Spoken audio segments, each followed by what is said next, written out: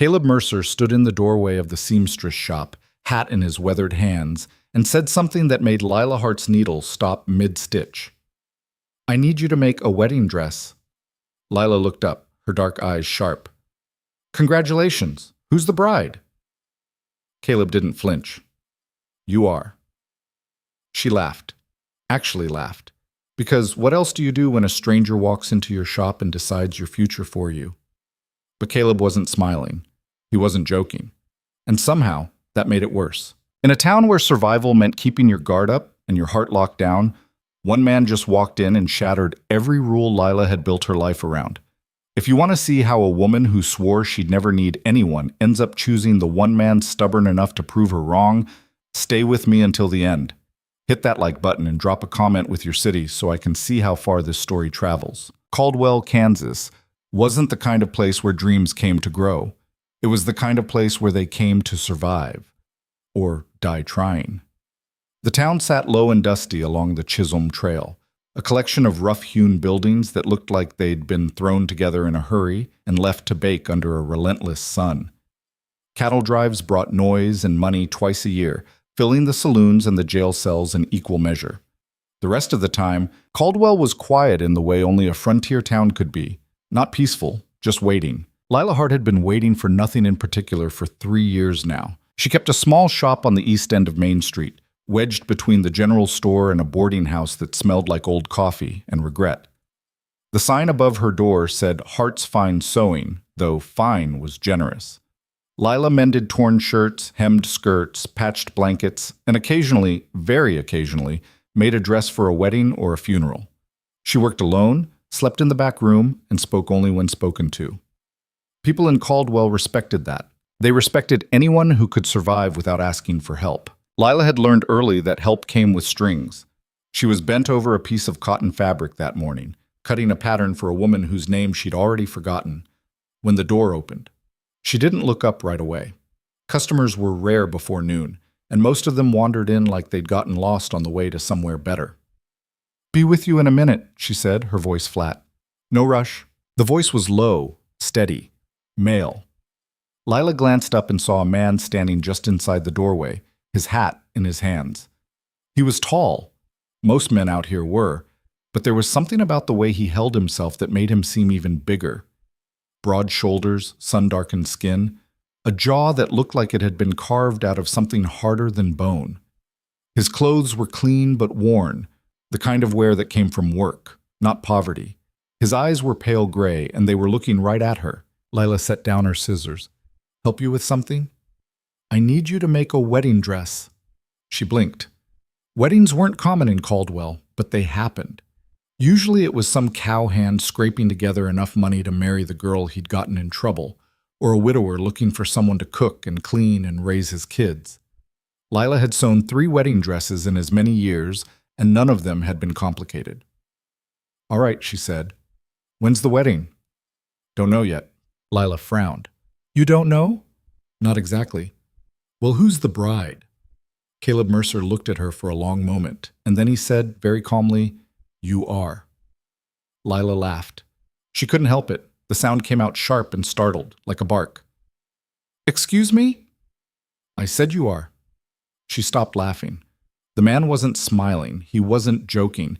He was just standing there, holding his hat, waiting for her response, like he'd just asked her opinion on the weather. Lila straightened. "Mister, I don't know what kind of joke this is, but it's not a joke." "Then you're out of your mind." "Maybe." She stared at him. He stared back. The silence stretched between them like a frayed rope. "I don't even know you," Lila said finally. "I know." "So why in the hell would I marry you?" "Because I'm going to ask you to." Lila opened her mouth, closed it, then opened it again. "You're going to ask me?" "That's right." "And you think I'm going to say yes?" "I hope so." "Based on what?" Caleb tilted his head slightly like he was considering the question. "Based on the fact that I'm the best option you've got." Lila felt heat rise in her chest, not embarrassment, anger. "I don't need options. I don't need anything." "I didn't say you needed me. I said I was the best option." "Get out." Caleb didn't move. "I will, but I'll be back." "Don't bother." I'll be back anyway. He set his hat on his head, tipped it slightly in her direction, and walked out. The door swung shut behind him, and Lila stood there in the sudden silence, her heart pounding for reasons she didn't want to examine. She didn't see him again for 3 days. When he came back, he didn't mention the wedding dress. He walked into her shop like it was the most natural thing in the world and set a small bundle on her counter. "What's this?" Lila asked, her voice sharp. "Fabric. Thought you might need it." She unwrapped the bundle. Inside was a length of fine ivory linen, the kind you couldn't get in Caldwell without ordering it from Kansas City. It was beautiful, smooth, soft, unmarked, the kind of fabric you'd use for something special. "Where did you get this?" she demanded. "Bought it." "Why?" "Told you. You're going to need it." Lila shoved the bundle back toward him. "I'm not making a wedding dress. Not for me, not for anyone you think I'm going to be."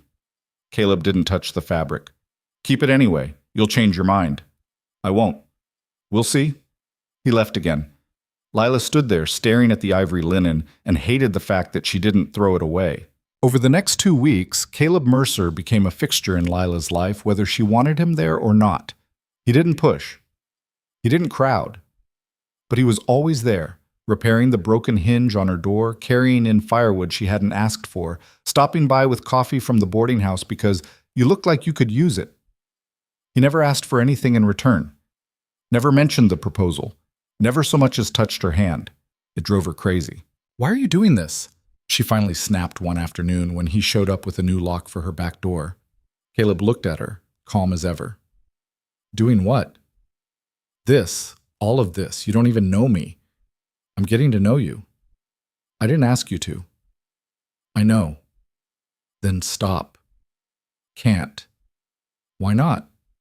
Caleb set the lock down on her counter and met her eyes.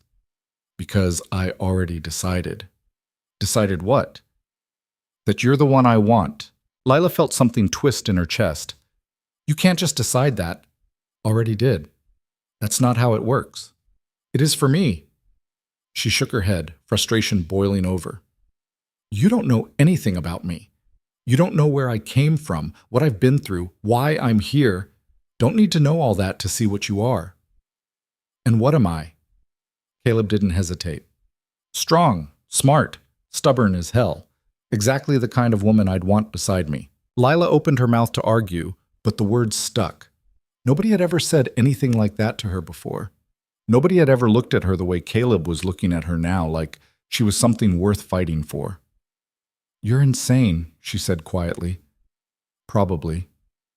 "I could say no." "You could." "I probably will." "Maybe?" "Definitely." Caleb smiled, just a little, just at the corner of his mouth. "We'll see." He left her standing there again, and Lila hated that her hands were shaking. The town, of course, noticed. Caldwell was small enough that everyone noticed everything, and Caleb Mercer wasn't exactly subtle. People started talking. The women at the general store whispered behind their hands. The men at the saloon made jokes. Lila heard it all, and it made her want to disappear. "Don't pay them any mind," said Ruth Calloway, one of the few women in town Lila could stand. Ruth ran the boarding house and had a blunt, no-nonsense way of speaking that Lila appreciated. "They're just jealous." "Jealous of what?" Lila muttered. She was sitting in Ruth's kitchen, drinking coffee that tasted like dirt. "That Caleb Mercer picked you." "He didn't pick me. He's delusional." Ruth snorted. "Delusional, my foot. That man knows exactly what he wants, and he's going after it. You should be flattered." "I'm not." "Liar." Lila shot her a look. "I don't need a man, Ruth. I've done fine on my own." "Nobody said you needed one, but wanting one? That's different." "I don't want him either." Ruth raised an eyebrow. "Then why haven't you told him to go to hell and stay there?" Lila didn't have an answer for that. The truth she didn't want to admit, even to herself, was that Caleb Mercer had gotten under her skin. Not because he was charming or smooth or particularly handsome, though he was all of those things in his own rough way, but because he was steady. Because he showed up. Because he looked at her like she mattered, and that was something Lila hadn't felt in a very long time. She'd come to Caldwell 3 years ago with nothing but a borrowed sewing machine and a determination to survive. She'd survived. She'd built a business, kept herself fed, stayed out of trouble. But she hadn't let anyone in. She hadn't let anyone close. And now here was this man, this rancher with his quiet confidence and his ridiculous certainty, and he was dismantling every wall she'd built without even trying.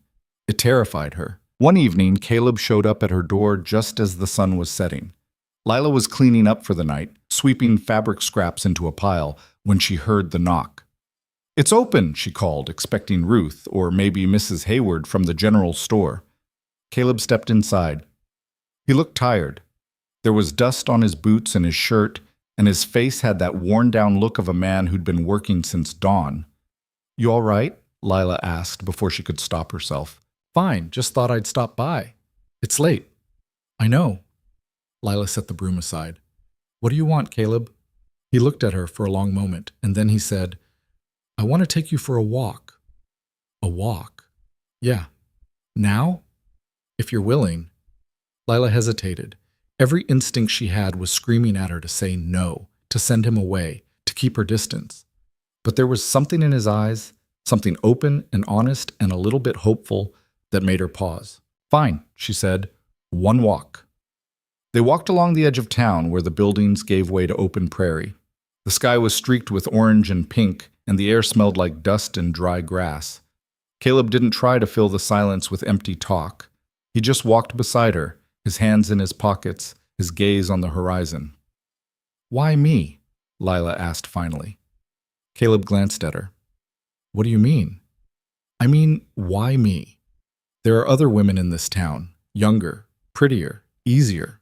I don't want easy." "Then what do you want?" Caleb stopped walking. He turned to face her, and in the fading light his eyes looked almost silver. "I want someone who won't break," he said quietly. "I want someone who's already been through hell and came out the other side standing. I want someone who knows what it takes to survive out here and isn't afraid of it. That's you, Lila. That's why I want you." Lila's throat tightened. "You don't know me." "I know enough." "No, you don't." "Then tell me." She looked away. "There's nothing to tell." "Liar." The word was soft, but it hit like a slap. Lila felt her defenses rising, her walls slamming back into place. "You don't get to call me that." "Why not? It's true." "You don't know anything about me, Caleb. You don't know where I came from, or what I've done, or why I'm here. So tell me." "Why should I?" "Because I'm asking." Lila shook her head, frustration and something dangerously close to tears burning in her chest. "I came here because I had nowhere else to go. I came here because the last man I trusted took everything I had and left me with nothing. I came here because I swore I'd never let that happen again. And now you show up, acting like you've got me all figured out, like you know what's best for me, and you expect me to just, what, fall into your arms, say yes because you decided it for me?" Caleb didn't flinch. "No." "Then what do you expect?" "I expect you to make your own choice. But I'm not going to pretend I don't want you to choose me." Lila stared at him, her heart pounding. "I don't need you. I know. I don't need anyone. I know that too." "Then why are you still here?" Caleb stepped closer. Not close enough to touch, but close enough that she could see the fine lines around his eyes, the scar on his jaw, the way his chest rose and fell with each breath. "Because wanting someone isn't the same as needing them," he said quietly. "And I think you want me too. You're just too scared to admit it." Lila's breath caught. "I'm not scared." "Yes, you are." "You're wrong." "Maybe, but I don't think so." They stood there in the twilight, the wind moving through the grass around them, and Lila felt something crack open inside her chest, something she'd kept locked away for so long she'd almost forgotten it was there. "I can't do this," she whispered. "Why not?" "Because if I let you in and you leave, I won't." "You don't know that." "Yes, I do." "How?" Caleb reached out slowly, carefully, and took her hand. His palm was rough and warm, and the simple touch sent a shock through her entire body. "Because I already decided," he said, "and I don't change my mind." Lila wanted to pull away. She wanted to run, but instead she stood there, her hand in his, and felt the first crack in the armor she'd spent years building. "This is crazy," she said. "I know." You're crazy. Probably. I'm not making any promises. I'm not asking for any. Not yet. Lila looked up at him, and for the first time in 3 years, she let herself imagine what it might be like to let someone in, to trust someone, to stop running. It was terrifying. It was also, she realized, the first thing that had felt real in a very long time. One more walk, she said finally. Caleb smiled. Tomorrow? Maybe. I'll take maybe. He walked her back to her shop, and when they reached the door, he let go of her hand and stepped back. Good night, Lila. Good night. He turned to leave, then paused. For what it's worth, I'm not going anywhere. We'll see, Lila said, echoing his own words back at him. Caleb's smile widened just a fraction, and then he was gone, disappearing into the dark. Lila went inside, locked the door behind her, and stood there in the silence of her shop. Her hand still tingled where he'd held it. Her heart was still pounding. She walked to the counter where the ivory linen still sat, folded and untouched. She ran her fingers over the fabric, smooth and soft and full of possibility. Damn him, she muttered. But she didn't throw it away. The next day, Caleb showed up at noon with 2 sandwiches wrapped in brown paper. Thought you might be hungry, he said. Lila looked at him, then at the sandwiches, then back at him. You're relentless. I am. It's annoying. I know. You're not going to stop, are you? Nope. Lila sighed, but she took one of the sandwiches. They sat outside her shop on the narrow bench she kept by the door, eating in companionable silence while the town moved around them. People stared. People always stared. But for the first time, Lila didn't care. What do you do? She asked between bites. For work? I've got a ranch, about 5 miles west of town. Cattle, mostly. Some horses. You run it alone? Got a couple of hands who help during drives. But yeah, mostly alone. That's a lot of work for one man. It is. Why do it? Caleb looked out at the street, his expression thoughtful. Because it's mine. Built it from nothing.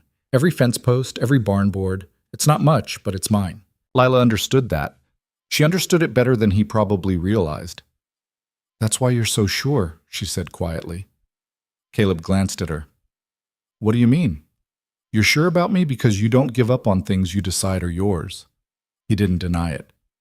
That part of it, yeah. What's the other part? Caleb turned to face her fully, and the look in his eyes made her chest tighten. The other part is that I've been alone for a long time, Lila. And I'm tired of it. I'm tired of coming home to an empty house. I'm tired of working myself into the ground with no one to share it with. And when I saw you, when I first walked into this shop and you looked at me like I was just another customer, like I didn't matter, I knew. Knew what? That you were exactly the kind of stubborn, independent, impossible woman I wanted to spend the rest of my life with. Lila's throat went tight. You're insane. You keep saying that. Because it's true. Maybe, but I'm also right. She wanted to argue. She wanted to tell him he was wrong, that he didn't know her, that he was setting himself up for disappointment, but the words wouldn't come. Instead, she said, Tell me about your ranch. Caleb's face brightened. Not much, but enough that she noticed. What do you want to know? Everything. So he told her. He told her about the land he'd bought with money he'd saved from 5 years of hard labor. He told her about the first winter, when he'd nearly frozen to death in a half-finished cabin. He told her about the cattle he'd driven north and the profit he'd made and the way he'd plowed every cent back into the land. He told her about the creek that ran along the eastern edge of his property and the stand of cottonwoods where he sometimes sat in the evenings, and the way the sky looked from his porch at sunrise. Layla listened, and for the first time in years she let herself imagine a life beyond the 4 walls of her shop. The walks became a routine. Every evening, just as the sun started to set, Caleb would show up, and they would walk. Sometimes they talked, sometimes they didn't, but the silence between them was never uncomfortable. It was the kind of silence that came from 2 people who didn't need to fill every moment with noise. One evening, about a month after that first walk, Caleb took her to his ranch. It wasn't much, a small house, a barn, a few corrals, but it was clean and well kept, and there was something solid about it, something permanent. This is it, Caleb said, gesturing around. Not much to look at, but it's home. Lila walked slowly around the yard, taking it all in. The house was simple, one story, wooden, with a porch that wrapped around the front. The barn was larger, sturdy, with fresh paint on the doors.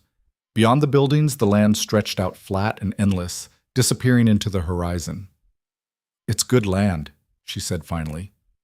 "It is. You've done well." "I've worked hard." Lila turned to look at him. "Why did you bring me here?" Caleb met her gaze. "Because I want you to see it. I want you to see what I'm offering." "And what are you offering?" "A life. A partnership. Someone to build something with." Lila's heart was pounding again. "I'm not a rancher's wife." "You could be." "I don't know the first thing about running a ranch." "You'd learn." "I have a business." "You could still have it. I'm not asking you to give up who you are, Lila. I'm asking you to be who you are with me." She looked at him, this impossible, stubborn man who had walked into her life and refused to leave, and felt the last of her defenses crumble. "I'm scared," she admitted. "I know." "What if I'm not what you think I am?" "You are." "What if I can't do this?" "You can." "How do you know?" Caleb stepped closer, and this time when he took her hand, she didn't pull away. "Because I've watched you survive alone for 3 years," he said quietly. "And if you can do that, you can do anything." Lila felt tears prick at the corners of her eyes, and she hated herself for it. She didn't cry. She didn't break. But standing there in the fading light, with Caleb's hand warm and steady in hers, she felt something inside her shift. "I need time," she whispered. "Take all the time you need. I'm not saying yes. I'm not asking yet. But you will. Eventually." Lila almost smiled. "You're the most stubborn man I've ever met." "Good thing you're just as stubborn." This time she did smile.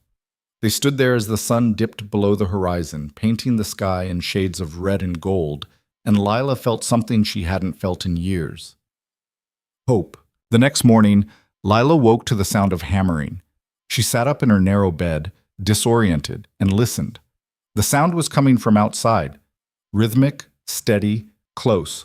She pulled on her dress, not bothering with her hair, and stepped out into the early light. Caleb was on her roof. "What the hell are you doing?" she called up. He paused, hammer in hand, and looked down at her. "Fixing your shingles. Had a leak last time it rained, didn't you?" Lila's mouth opened, then closed. She had mentioned the leak once, in passing, weeks ago. She hadn't asked him to fix it, hadn't even thought about it again. "I didn't ask you to do that," she said. "I know." "Then why are you doing it?" Caleb drove another nail into place. "Because it needs doing." Lila stood there, frustration and something warmer tangling in her chest. "You can't just keep fixing things for me." "Why not?" "Because I didn't ask for it." "So? So it makes me feel—" She stopped, not wanting to finish the sentence. Caleb climbed down the ladder, landing beside her with a soft thud. His shirt was already damp with sweat despite the early hour, and there was a smudge of tar on his forearm. "Makes you feel what?" he asked quietly. Lila looked away. "Like I owe you." "You don't owe me anything." "Then why do you keep doing this?" Caleb set the hammer down on the bottom rung of the ladder. "Because I want to, not because I expect something back. Not because I think you can't do it yourself, but because I can, and I want to, and that's reason enough." Lila shook her head. "That's not how things work." "It is between us." She met his eyes, and the certainty she saw there made her throat tighten. "You're making this hard." "Good. That's not what I meant." "I know what you meant." They stood there in the pale morning light, and Lila felt the ground shifting beneath her again. Every interaction with this man left her feeling off balance, like she was walking on a frozen creek that might crack at any moment. "I need coffee," she muttered, turning back toward the shop. "I'll finish the roof first," Caleb called after her. "Then I could use some too." Lila didn't answer, but she didn't tell him no either. By the time he climbed down again, she had a pot brewing on the small stove in her back room. She poured 2 cups without asking and handed him one. They drank in silence, standing in the doorway between her shop and her living space, and Lila tried not to notice how easy it felt. "Thank you," she said finally. "For the roof." Caleb nodded. "Welcome. But you don't have to keep doing things like that." "I know." I mean it, Caleb. I can take care of myself. Never said you couldn't. Then why? Because taking care of yourself and letting someone help you aren't the same thing, he said, his voice calm. And there's no shame in the second one. Lila stared into her cup. Where I come from, help always had a price. Not here. How do I know that? Because I'm telling you. She wanted to believe him. That was the terrifying part. She actually wanted to believe him. Over the following weeks, Lila started to let her guard down in small, almost imperceptible ways. She stopped locking the shop door when Caleb was around. She started asking him about his day. She even laughed at one of his dry, understated jokes, and the look of pleased surprise on his face made her chest ache. But the town was watching, and the town had opinions. Heard Caleb Mercer's been spending a lot of time at your place, said Mrs. Hayward one afternoon, when Lila stopped by the general store for thread. Lila kept her expression neutral. He's been helping with some repairs. Mm-hmm. That's what they're calling it now? Heat crept up Lila's neck. He fixed my roof. And my door. That's all. Mrs. Hayward's smile was knowing and not entirely kind. Well, you'd better be careful, dear. A man doesn't do all that without expecting something in return. Lila set the coins for the thread on the counter with more force than necessary.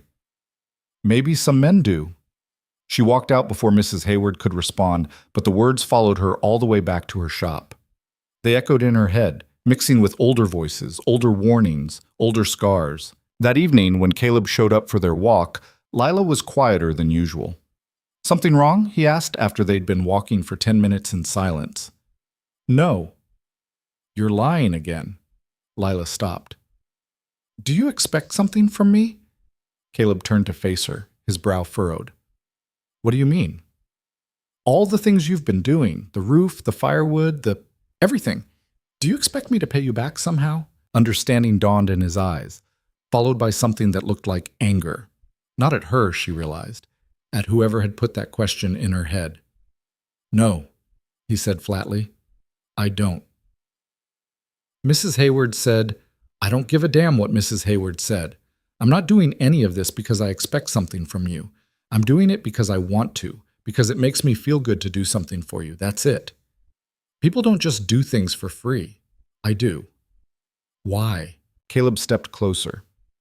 Because when you care about someone, you do things for them, not to get something back, not to hold it over their head later, just because their life being a little easier makes your life better too.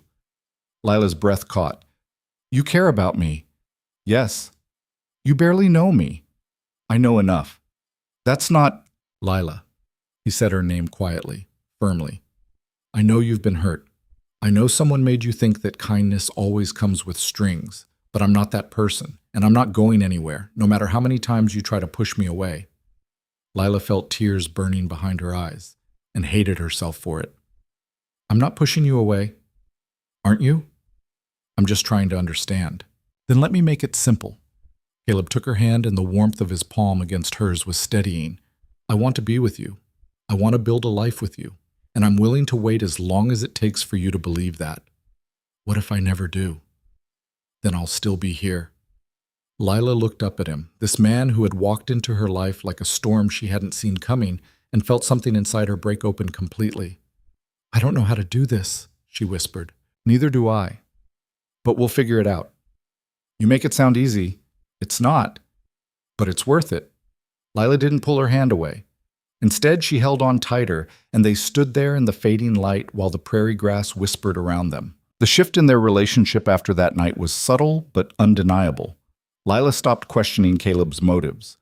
She stopped waiting for the other shoe to drop, and slowly, carefully, she started to let herself imagine a future that included him.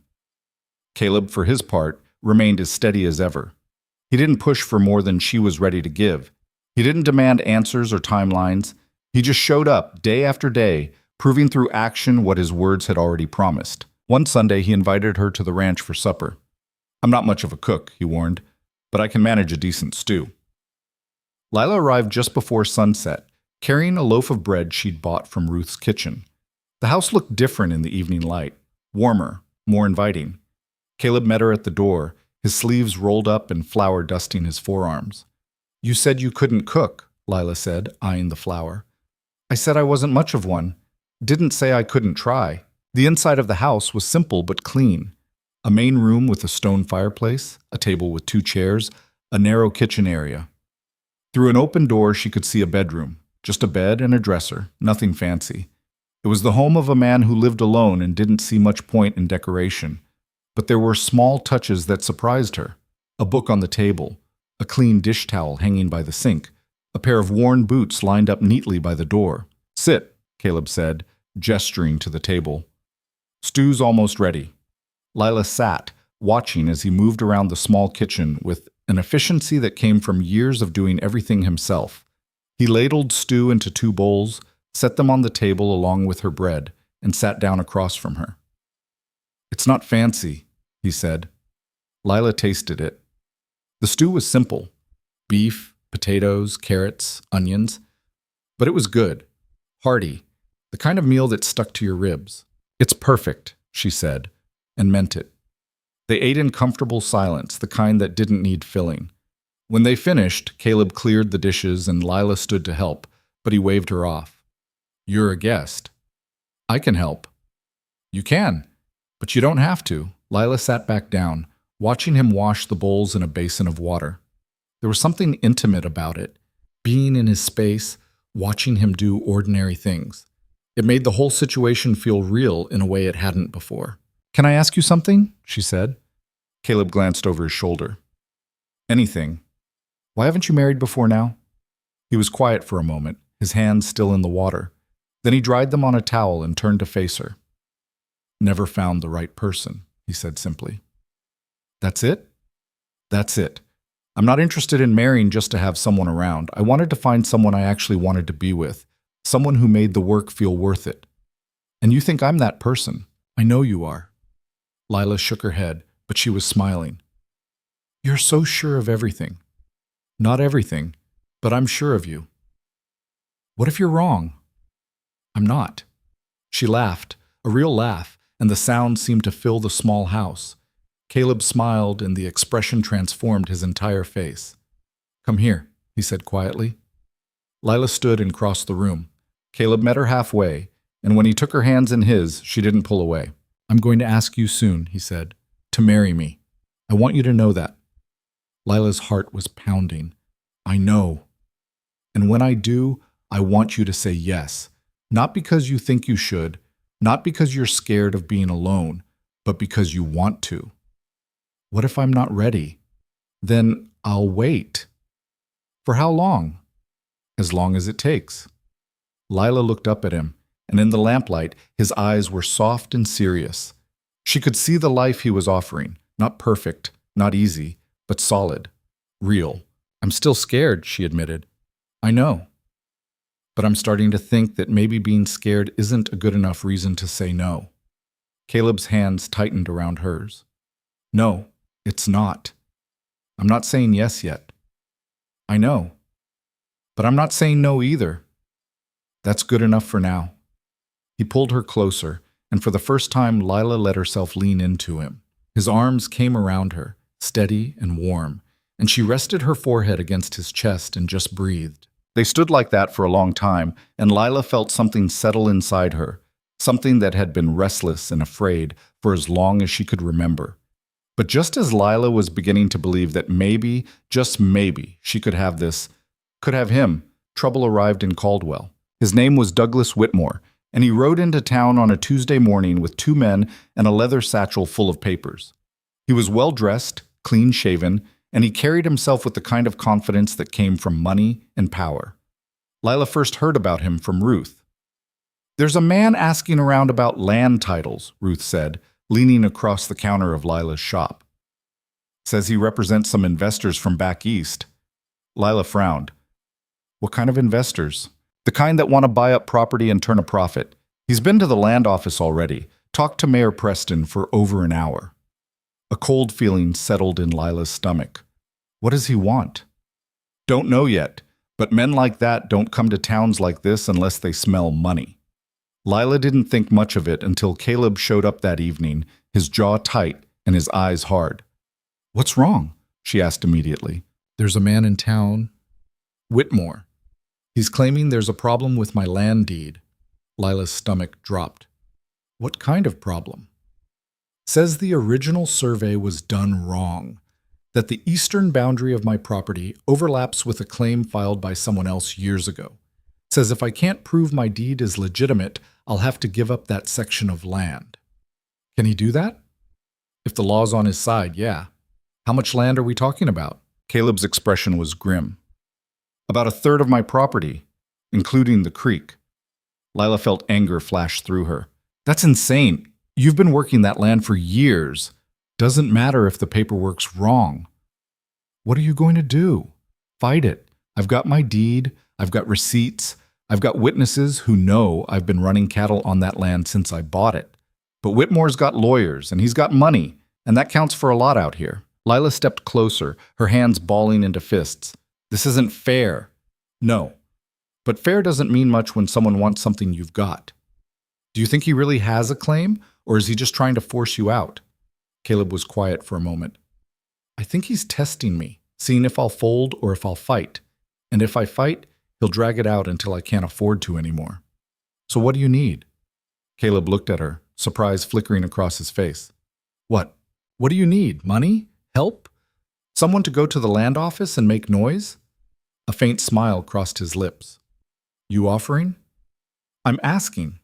Caleb reached out and tucked a strand of hair behind her ear, the gesture so gentle it made her chest ache. I need to know my land's secure before I ask you to share it with me. I don't care about the land. I do. It's all I've got to offer you. That's not true. It's the only thing worth anything. Lila grabbed his hand, holding it against her cheek. You're worth something. Don't you dare think you're not. Caleb's eyes softened, and for a moment the hardness in his expression cracked. I'm going to fix this. We're going to fix this. Lila, don't argue with me. If you're going to insist on dragging me into your life, then you're going to let me help when things get hard. Caleb let out a breath that was almost a laugh. You're the most stubborn woman I've ever met. Good. You need someone stubborn. He pulled her close, and Lila wrapped her arms around him, feeling the tension in his body and wishing she could do something to ease it. I'm not going to lose this, he said quietly, his voice rough.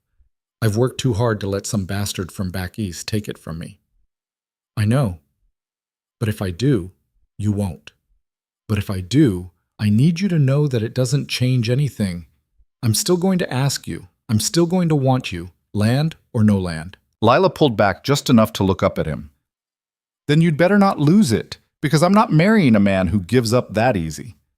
Caleb stared at her, and then he laughed, a real full laugh that seemed to surprise both of them. Deal, he said. The fight over the land consumed the next several weeks. Caleb spent hours at the land office, poring over old maps and survey records. He hired a lawyer from Wichita, a sharp-eyed man named Brennan who didn't come cheap. He called in favors, tracked down witnesses, and gathered every scrap of paper that proved his claim was legitimate. Lila watched him wear himself down, and it made her furious. You need to eat, she said one evening when he showed up at her shop looking hollow-eyed and exhausted. I'm fine. You're not. Sit down. She forced him into a chair and put a plate of food in front of him, leftovers from Ruth's kitchen, nothing fancy, but hot and filling. Caleb ate mechanically, his mind clearly elsewhere. Brennan thinks we've got a case, he said between bites.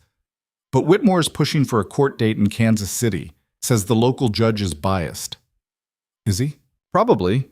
But that doesn't mean we'd lose. So why is Whitmore pushing for Kansas City? Because it costs more, takes longer. He's betting I'll run out of money or patience before we get to trial. Lila's hands clenched. What a bastard. Caleb glanced at her, a faint smile tugging at his mouth despite everything. That's one word for him. I've got others. I bet you do. Lila sat down across from him. What can I do? Nothing. This is my fight. It's our fight. Caleb set down his fork. Lila, don't. Don't shut me out just because things are hard. I meant what I said. If you want me in your life, then let me be in it. All of it. Caleb looked at her for a long moment, and then he nodded slowly. All right. There is something you can do. What? Help me organize the paperwork. I've got receipts and letters and contracts going back 5 years, and I can't keep track of half of it. Lila stood. Then bring it here. We'll go through it together. So they did. For the next week, Lila's shop became a makeshift office. Papers covered every surface, sorted into piles by date and type. Caleb and Lila worked side by side, late into the night, piecing together the timeline of his land purchase and proving, step by step, that his claim was legitimate. It was exhausting. It was frustrating. But there was something satisfying about it too, about working together toward a common goal, about building something even in the middle of a fight. One night, well past midnight, Lila looked up from a stack of contracts and found Caleb watching her. "What?" she asked. "Nothing, just thinking." "About what?" "About how I don't think I could do this without you." Lila felt warmth bloom in her chest. "Sure you could." "No, I couldn't, or at least I wouldn't want to." She set the papers aside and leaned back in her chair. "You really mean that, don't you?" "Yeah. Even though I'm difficult and stubborn and half the time I don't know what I'm doing?" Caleb smiled. "Especially because of that." Lila shook her head, but she was smiling too. "You're out of your mind." "Probably." They sat there in the lamplight, surrounded by paperwork and the remnants of cold coffee, and Lila realized something that should have terrified her, but somehow didn't. She was falling in love with him. She didn't say it out loud. Not yet. But the knowledge settled inside her like a weight and a relief all at once. The court date was set for 3 weeks later. Caleb would have to travel to Kansas City, and Brennan was confident they had enough evidence to win. But confidence wasn't certainty, and the waiting was agony. 2 days before Caleb was set to leave, Whitmore showed up at the ranch. Caleb told Lila about it that evening, his voice tight with barely controlled anger. "He offered to settle," Caleb said. "Said if I gave up the disputed land, he'd drop the case and leave the rest alone." "What did you say?" "I told him to go to hell." Lila felt a fierce surge of pride. "Good. But he made it clear this isn't over. Even if I win in court, he's got other properties he's targeting, other ranchers. He's going to keep pushing until someone gives in. Then we make sure it's not you." Caleb looked at her, and the exhaustion in his eyes was painful to see. "I'm tired, Lila. I'm tired of fighting. Tired of proving myself, tired of watching everything I've built get threatened by men who've never worked a day in their lives." Lila crossed the room and took his face in her hands, forcing him to look at her. "Then let me carry some of it," she said fiercely. "You don't have to do this alone, not anymore." Caleb closed his eyes, leaning into her touch. "I don't deserve you." "Probably not, but you've got me anyway." When he opened his eyes again, there was something raw and vulnerable in his expression. "Marry me." Lila's breath stopped. "What?" "Marry me. Not after the trial. Not when things are settled. Now, before I leave. Because if I'm going to fight for this land, I want to know I'm fighting for us too." "Caleb, I know it's fast. I know you're scared. But I also know that I love you, and I don't want to wait anymore." Lila's heart was pounding so hard she thought it might crack her ribs. "You love me?" "Yes." "You're sure?" "I've never been more sure of anything in my life." Lila looked at him, this man who had walked into her shop months ago and turned her entire world upside down. This man who had proven again and again that he meant what he said. This man who was asking her to take the biggest risk of her life. And for the first time, Lila didn't feel scared. She felt ready. "Yes," she said. Caleb blinked. "Yes?" "Yes, I'll marry you." "You're sure?" "I'm terrified, but I'm sure." Caleb let out a breath that sounded like relief and disbelief mixed together, and then he kissed her.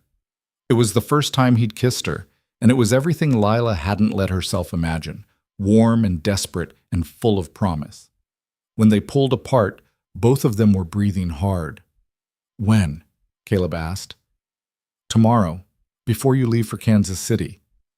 "Tomorrow? Unless you want to wait?" "No, tomorrow's perfect." Lila laughed, a little wild, a little reckless. "Then I guess I'd better finish that dress." Caleb grinned, and the expression was so full of joy it made her chest ache. "I knew you'd come around." "Don't get cocky. Too late." They stood there in the middle of her shop, holding each other, and Lila felt the last piece of her armor fall away. She was done running, done hiding, done pretending she didn't need anyone. She was ready to build something, and she was ready to build it with him. Lila worked through the night. Her hands moved over the ivory linen Caleb had brought her all those weeks ago, the fabric she'd refused to touch out of stubbornness and fear. Now her fingers flew, cutting and pinning and stitching with a precision born from years of practice. The dress took shape slowly, simple, clean lines, no unnecessary decoration. It wasn't the kind of wedding dress she'd imagined as a girl, back when she still believed in fairy tales. But it was honest, and it was hers, and that felt right. Ruth showed up around 3 in the morning with coffee and a dubious expression. "You're really doing this," Ruth said, setting the cup down beside Lila's sewing machine. "I am. Tomorrow. Today, technically." Ruth sat down heavily in the chair across from her. "You know people are going to talk. Let them. They'll say you're rushing into it, that you barely know him, that he's taking advantage." Lila didn't look up from her stitching. "Do you think that?" "No. I think Caleb Mercer's been half in love with you since the day he walked in here, and I think you're finally smart enough to see it." Lila's hands paused. "I'm terrified." "Good. You should be. Marriage is terrifying, but it's also the best damn thing you can do if you find the right person." "How do I know he's the right person?" Ruth snorted. "Honey, if you don't know that by now, you're dumber than I thought." Lila looked up, and Ruth's expression had softened. "He's a good man," Ruth said quietly, "and you deserve a good man. Stop second-guessing yourself and just take the leap." Lila nodded, swallowing past the tightness in her throat. "Will you stand with me when we do it?" Ruth's eyes went bright. "Try and stop me." They worked together after that, Ruth helping with the hem while Lila finished the bodice. By the time the sun started to rise, the dress was done. It wasn't perfect. There was a slight pucker in one seam, and the hem was a 1/4 inch uneven on one side, but it was beautiful in its simplicity. Lila held it up, and something inside her chest cracked open. "I'm getting married today," she said, and the words felt surreal. "Yes, you are. Now go get some sleep. You look like hell." Lila didn't sleep. She couldn't. Instead, she bathed in the basin in her back room, scrubbing away the exhaustion and the fear and the last lingering doubts. She pinned her hair up, leaving a few strands loose around her face. She slipped into the dress, and when she looked at herself in the small mirror above her washstand, she barely recognized the woman staring back. She looked happy. The ceremony was held at Ruth's boarding house, in the front parlor that smelled like wood polish and old leather. The mayor, a portly man named Preston who owed Caleb a favor, agreed to officiate. Ruth stood beside Lila, and one of Caleb's ranch hands, a young man named Tommy, stood beside Caleb. There were no flowers, no music, no guests beyond the 4 people necessary to make it legal. Caleb was already waiting when Lila came downstairs. He was wearing a clean shirt and dark trousers, his hair still damp from washing. When he saw her, he went very still. "You look—" He stopped, cleared his throat. "You look beautiful." Lila's cheeks warmed. "So do you." "I'm wearing the same clothes I always wear." "I know." They stood there just looking at each other until Mayor Preston cleared his throat pointedly. "Shall we get started?" The ceremony was short. Preston read from a book, his voice droning through words about commitment and partnership and joining together. Lila barely heard any of it. All she could focus on was Caleb's hand holding hers, warm and steady, and the look in his eyes that said he couldn't quite believe this was real either. "Do you, Caleb Mercer, take this woman to be your wife?" "I do." "And do you, Lila Hart, take this man to be your husband?" Lila's voice came out stronger than she expected. "I do." "Then, by the authority vested in me by the state of Kansas, I pronounce you husband and wife. You may kiss the bride." Caleb leaned in slowly, giving her time to pull away if she wanted. Lila didn't pull away. She met him halfway, and when their lips touched, she felt the whole world narrow down to just the 2 of them. When they broke apart, Ruth was crying, and Tommy was grinning, and Mayor Preston was already packing up his book. "Congratulations," Preston said gruffly. "I'll file the papers this afternoon." "Thank you," Caleb said, shaking his hand. Preston left, and Tommy congratulated them both before heading out to finish work at the ranch. That left just Ruth, who pulled Lila into a fierce hug. "I'm proud of you," Ruth whispered. "For what?" for being brave enough to let yourself be happy. Lila hugged her back, blinking against unexpected tears. Thank you. For everything. Ruth pulled away, wiping her eyes. Now get out of here. You've got a husband to take care of. Caleb and Lila walked back to her shop in the bright morning light, not speaking, just holding hands. People stared as they passed, and Lila knew the news would be all over town by noon. She didn't care. When they reached the shop, Caleb stopped. I have to leave for Kansas City in 2 hours, he said. I know. I hate that I have to leave you the same day we got married. So do I. But we'll manage. Caleb cupped her face in his hands. When I come back, we'll do this right. I'll move your things to the ranch. We'll figure out what to do with the shop. We'll start our life together. When you come back, Lila agreed. I love you. The words still felt new, fragile, but Lila said them back without hesitation. I love you too. Caleb kissed her again, slower this time, and Lila memorized the feel of it, the way his hands framed her face, the way his breath hitched slightly, the way her heart seemed to beat in time with his. When he finally pulled away, his eyes were dark. I need to go. Then go. Win your case. Come home. I will.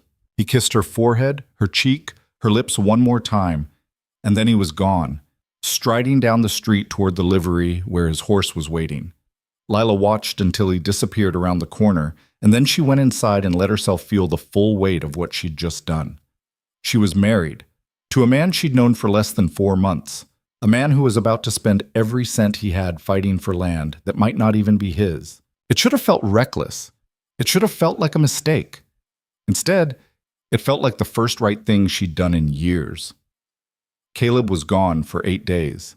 They were the longest 8 days of Lila's life. She threw herself into work, sewing from dawn until long after dark, trying to keep her mind occupied.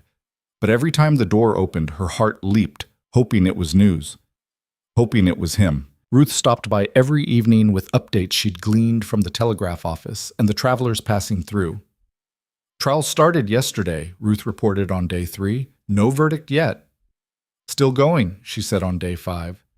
Brennan thinks it's going well, but Whitmore's lawyers are putting up a fight. On day 7, there was no news at all, and Lila thought she might go insane. On day 8, just as the sun was setting, Caleb rode into town. Lila was closing up the shop when she heard the horse. She looked up and saw him coming down the street, dust-covered and exhausted, and her heart nearly stopped. She ran. She didn't care who saw. She didn't care what it looked like. She just ran, and when Caleb dismounted, she threw herself into his arms. You're back, she said against his chest. I'm back. Did you win? Caleb pulled back just enough to look at her, and the smile on his face was tired but triumphant. We won. Lila felt relief crash over her so hard her knees went weak. You're sure? Judge ruled in my favor, said Whitmore's claim was based on a faulty survey and had no legal standing. The land's mine, all of it. Lila laughed, and then she was crying, and then she was kissing him right there in the middle of Main Street while half the town watched. I told you, she said when she finally pulled back. I told you you'd win. You did. And you didn't believe me. I wanted to. But now you do? Caleb grinned. Now I do. They walked back to the shop together, Caleb leading his horse. Inside, Lila made coffee while Caleb told her everything. The trial, the arguments, the moment the judge had ruled in his favor. He'd been so sure he'd lose, he said. Right up until the end, he'd been bracing himself for the worst. But Brennan was brilliant, Caleb said. He tore Whitmore's lawyers apart, showed how the survey they were relying on had been done by a drunk who couldn't read a compass, brought in 3 different witnesses who confirmed I'd been working the land for years. By the time he was done, Whitmore didn't have a leg to stand on. What did Whitmore do? Walked out. Didn't even stay for the verdict. But his lawyers did, and they looked like they wanted to crawl under the table. Lila felt a fierce satisfaction. Good. He deserved it. He did, and now he's going to think twice before he tries it with anyone else. They sat together in the fading light, drinking bad coffee and just being near each other.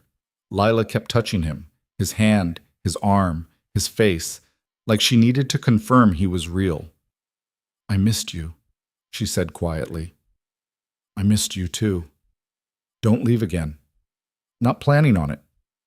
Good. Caleb set down his cup and pulled her into his lap. Lila went willingly, curling against his chest and breathing in the smell of him, dust and sweat and horse and something that was just Caleb. We're married, he said, like he was testing out the words. We are. That still feels strange to say. It'll get easier. You think so? I hope so. Caleb kissed the top of her head. When do you want to move to the ranch? Lila had been thinking about that all week.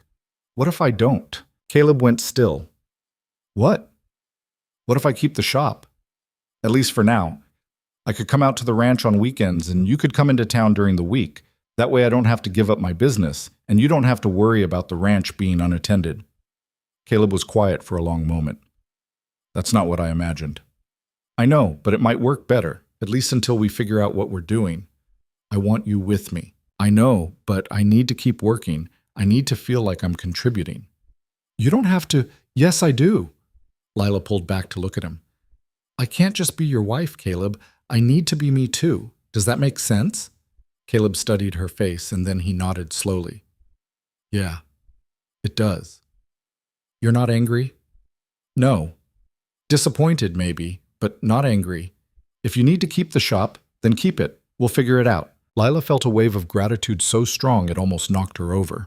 Thank you. For what? For understanding. For not trying to make me into something I'm not. Caleb's expression softened. I told you. I don't want to change you. I just want you. They kissed again, and this time it was slow and deep and full of promise. When they broke apart, Caleb stood, lifting her with him. Come on, he said. Where are we going?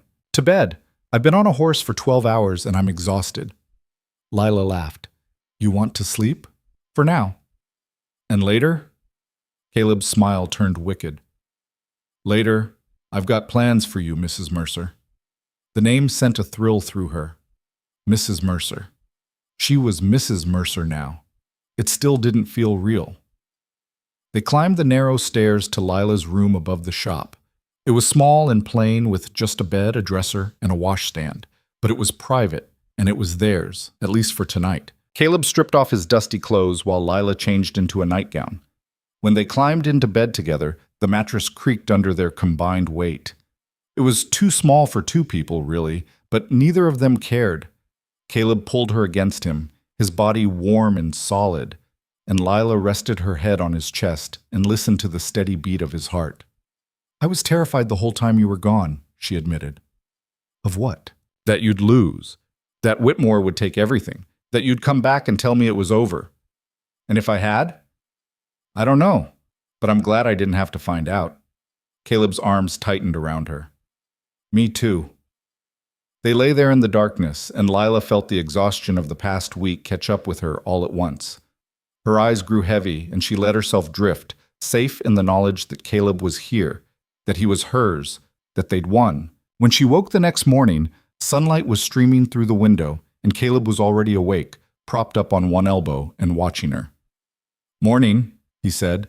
Lila stretched, feeling the pleasant ache of sleeping curled against another person. Morning. How long have you been awake? A while. Just watching me sleep? Yeah. That's a little strange. Caleb grinned. Can't help it. I like looking at you. Lila felt her cheeks warm. You're ridiculous. Maybe. She reached up and pulled him down for a kiss. Caleb came willingly, and what started as a simple good morning kiss quickly turned into something more.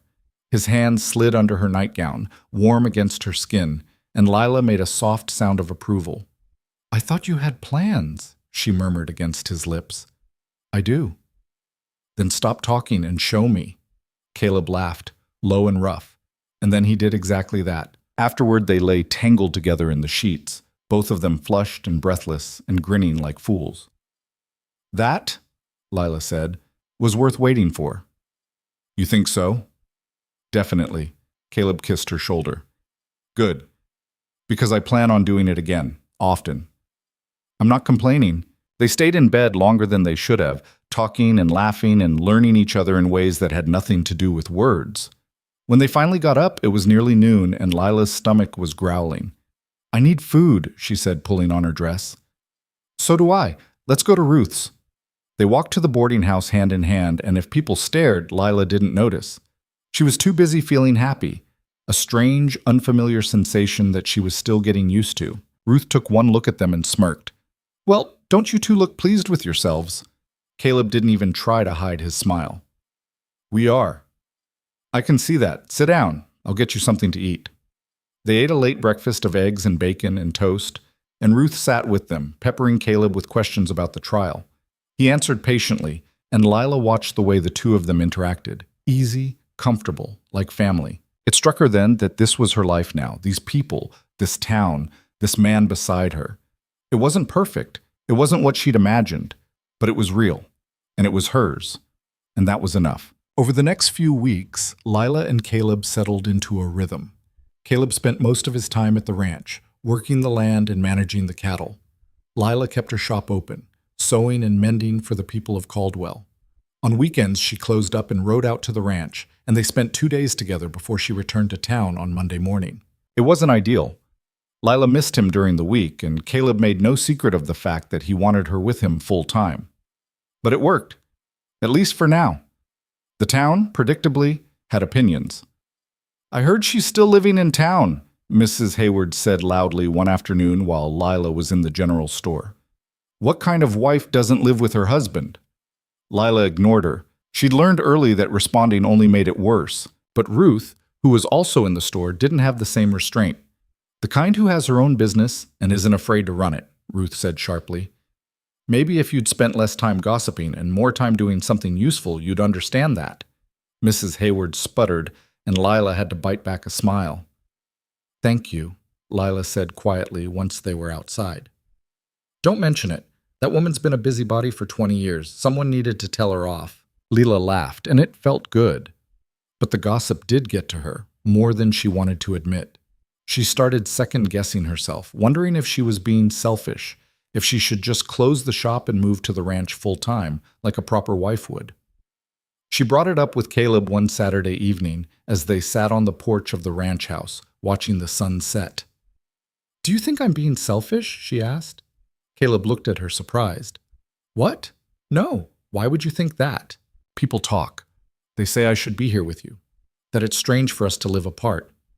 People always talk. Doesn't mean they're right. But maybe they are.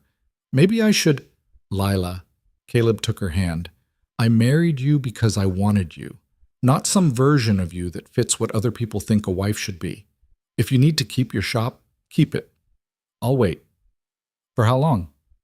"As long as it takes." Lila leaned into him, feeling the familiar warmth of his presence. "I don't know what I'd do without you." "Good thing you don't have to find out." They sat in comfortable silence, and Lila let herself relax. Caleb was right. People would always talk. But what mattered was what they built together, not what anyone else thought of it. Still, as the weeks turned into months, the arrangement started to wear on both of them. Caleb grew quieter during their weekends together, and Lila found herself resenting the work that kept her in town. They didn't fight. Neither of them was the type, but there was a tension building between them that neither wanted to name. It came to a head one Sunday evening when Lila was getting ready to ride back to town. "Stay," Caleb said suddenly. Lila paused, her hand on the saddle. "What?" "Stay. Just for one more day. We'll figure out the shop later." "I can't. I have 3 orders due this week, and—" "I know, but I'm asking anyway." Lila turned to face him. "Caleb, I miss you, Lila. I miss you so much it hurts. And I know you need your work. And I'm trying to be patient, but I hate that you leave every week. I hate that I come home to an empty house. I hate that we're married, but we're still living like we're not." His voice cracked on the last word, and Lila felt something twist in her chest.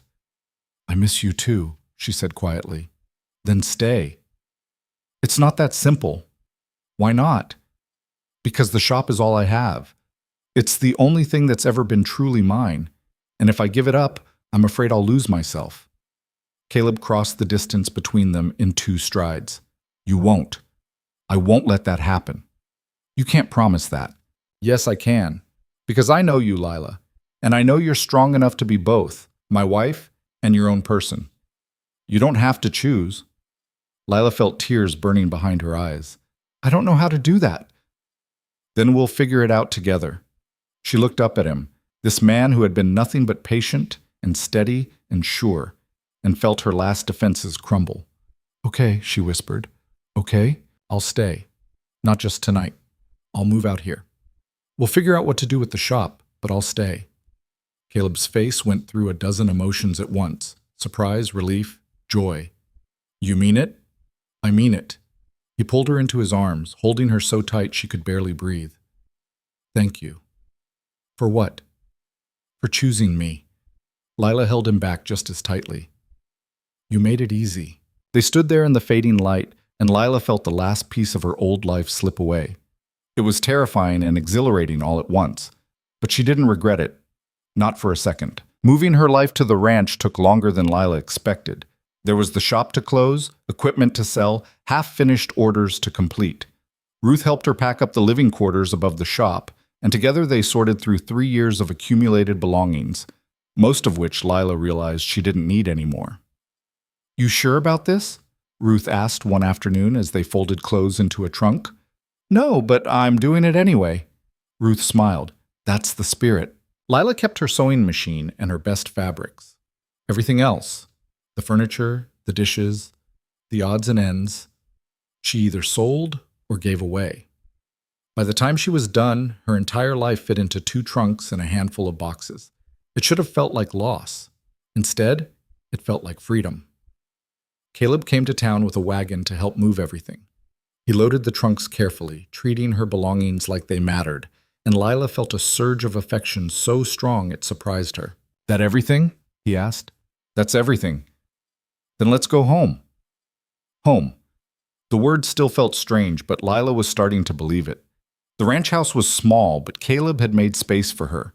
He'd cleared out half the dresser, hung hooks for her dresses, even brought in a small table where she could set up her sewing machine.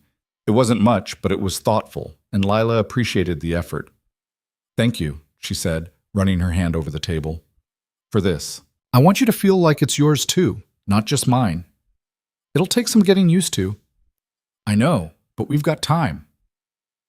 They settled into a new routine. Lila sewed in the mornings while Caleb worked the land. In the afternoons, she helped with the ranch, feeding chickens, mending fences, learning the 100 small tasks that kept a place like this running. It was hard work, harder than anything she'd done in town, but there was a satisfaction to it that surprised her. At night, they ate together at the small table, talking about the day. Caleb would tell her about the cattle or the fence line that needed fixing, and Lila would tell him about the dress she was making or the letter she'd received from a customer in town. The conversations were ordinary, unremarkable, but they felt important somehow, like they were building something together, one small moment at a time. But marriage, Lila quickly learned, wasn't as simple as just living in the same house. There were disagreements. Small ones at first. Caleb wanted supper at 5. Lila wasn't hungry until 6. He liked the windows open at night. She got cold. He was a morning person. She wasn't. None of it was serious, but it all required negotiation, compromise, patience. The first real fight happened 3 weeks after she moved in. Lila had spent the morning working on a complicated dress order, and the work had taken longer than expected. When Caleb came in for lunch, there was nothing ready. I thought you were making stew, he said, looking at the cold stove. I was going to, but I got caught up with the dress and lost track of time. Caleb's jaw tightened. Lila, I've been working since dawn. I need to eat. I know. I'm sorry. I'll make something now. It's fine. I'll just grab some bread. He pulled out the bread, tore off a chunk, and ate it standing up. The silence between them was sharp. You're angry, Lila said. I'm not angry. Yes, you are. Caleb set down the bread. I'm frustrated. I work all morning, and I come in expecting a meal, and there's nothing. I said I was sorry. I know, but sorry doesn't fix the problem. Lila felt heat rise in her chest. Then what do you want me to do? Give up my sewing completely? Spend all day in the kitchen waiting for you to get hungry? I didn't say that. That's what it sounds like. I'm just asking you to manage your time better. And I'm telling you that sometimes the work takes longer than I expect. I can't help that. Caleb's expression hardened. Then maybe you shouldn't have taken on so many orders. The words hit like a slap. Lila stared at him, anger and hurt warring in her chest. I took on the orders because I need the work, because I need to feel like I'm still contributing. You are contributing. By doing what? Cooking and cleaning? That's not enough for me, Caleb. I never said it was. Then stop acting like my sewing is a hobby I can drop whenever it's inconvenient for you. Caleb opened his mouth, then closed it. He looked at her for a long moment, and then he turned and walked out. Lila stood there in the empty kitchen, shaking with anger and something that felt dangerously close to tears. She wanted to follow him, to keep arguing, to make him understand. But she also wanted to prove she didn't need him, that she could handle this on her own. So she made lunch. A full meal, stew, biscuits, even coffee. She set it on the table and waited, but Caleb didn't come back. After an hour, she ate alone. That night, Caleb slept in the barn. Lila lay awake in their bed, furious and miserable in equal measure. She told herself she didn't care, that he was being childish, that he'd come back when he was ready to apologize. But when morning came and he still hadn't returned to the house, her anger started to give way to something else. Fear, maybe? Or regret. She found him in the barn, mucking out stalls. He didn't look up when she came in. We need to talk, Lila said. About what? About yesterday. About the fight. Caleb kept working. Nothing to talk about. You were right. Your sewing isn't a hobby. I shouldn't have acted like it was. Lila crossed her arms. That's it? That's all you're going to say? What else do you want me to say? I want you to talk to me, not shut me out and sleep in the damn barn. Caleb finally looked up, and the exhaustion in his eyes made her chest ache. I didn't know what else to do. I was angry, and I didn't want to say something I'd regret, so I left. You could have just told me that. I'm telling you now. Lila took a breath, trying to calm the frustration still simmering under her skin. I'm sorry I didn't have lunch ready. You were right. I should have managed my time better. And I'm sorry I made it sound like your work doesn't matter. It does. I know that. They stood there separated by 10 feet and a pile of dirty straw, and Lila realized this was it, the hard part of marriage. Not the big romantic gestures or the passion or the promises, but the small, unglamorous work of figuring out how to live with another person without losing yourself in the process. Come inside, she said quietly. Please. Caleb set down the pitchfork. Yeah, all right. They walked back to the house together, and Lila made coffee while Caleb washed up. When they sat down at the table, the tension between them had eased, but it hadn't disappeared entirely. We're going to fight, Lila said. Probably a lot. I'm stubborn, and you're stubborn, and neither of us is good at backing down. I know. So we need to figure out how to fight without destroying each other. Caleb nodded slowly. Agreed. No more sleeping in the barn. No more forgetting to make lunch. Lila almost smiled. I'll try. That's all I'm asking. They sat in silence for a moment, and then Caleb reached across the table and took her hand. I love you, he said. Even when I'm angry at you, I love you. Lila's throat tightened. I love you too. Then we'll figure this out. Yeah, we will. And they did, slowly and imperfectly. They learned each other's rhythms, each other's limits. They learned when to push and when to back off. They learned that marriage wasn't about being perfect. It was about showing up, even when things were hard, and choosing each other again and again. As summer turned to fall, Lila found herself settling into ranch life in ways she hadn't expected. She learned to read the weather, to spot trouble in the cattle before it became a crisis, to fix things with her hands instead of always relying on Caleb. She was still sewing, but less than before, and she was surprised to find she didn't miss it as much as she thought she would. What she missed was the independence, the sense of having something that was entirely hers. She brought it up with Ruth one afternoon when she rode into town for supplies. I feel like I'm losing myself, Lila admitted, like I'm becoming someone else. Ruth raised an eyebrow. Are you? Or are you just becoming a different version of yourself? What's the difference? The difference is whether you're choosing it or letting it happen to you. Lila frowned. I don't know which it is. Then figure it out. Because if you're not happy, it doesn't matter how much Caleb loves you. You'll end up resenting him, and that's a slow poison. The words stuck with Lila all the way back to the ranch. That night after supper, she sat Caleb down. I need something that's mine, she said. Something separate from the ranch, separate from you. I need a project. Caleb looked at her thoughtfully. What kind of project? I don't know yet, but I need to figure it out. Then figure it out. I'll support you. You're not going to ask what it is first? No, because whatever it is, if it makes you happy, I'm for it. Lila felt a rush of gratitude. Thank you. For what? For not trying to keep me small. Caleb's expression softened. I married you because you're not small, Lila. I'd never want to change that. Over the next few weeks, Lila experimented. She tried raising chickens for eggs to sell in town. That lasted 2 weeks before she realized she hated chickens. She tried starting a vegetable garden, but the Kansas heat and her lack of experience meant most of the plants died. She even tried teaching sewing classes, but there weren't enough women in the area interested to make it worthwhile. It was frustrating. Every failure made her feel more lost, more disconnected from who she used to be. And then one afternoon, she had an idea. She was mending one of Caleb's shirts when she noticed the fabric. Tough canvas, designed to withstand hard work.